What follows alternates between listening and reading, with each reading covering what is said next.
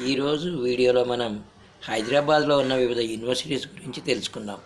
NALSAR university అనేది లా కోర్సుల్లో వివిధ రకాలైనటువంటి కోర్సెస్ని ఆఫర్ చేస్తుంది అనమాట. ఇది మన హైదరాబాద్లోనే ఉందండి.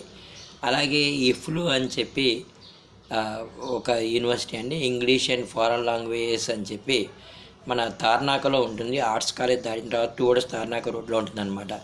ఇది ఇంగ్లీష్ లాంగ్వేజ్లో, తర్వాత ఫారెన్ లాంగ్వేజెస్లో రకరకాలటువంటి డిగ్రీ కోర్సెస్, డిప్లొమా కోర్సెస్ ఇది ఆఫర్ చేస్తుంది అనమాట.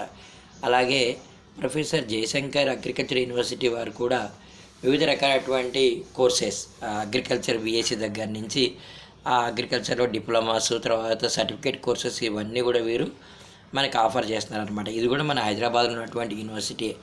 దీని తర్వాత హైదరాబాద్ సెంట్రల్ యూనివర్సిటీ అంటారండి. ఇది ఒక కేంద్రీయ విద్యాలయం అనమాట.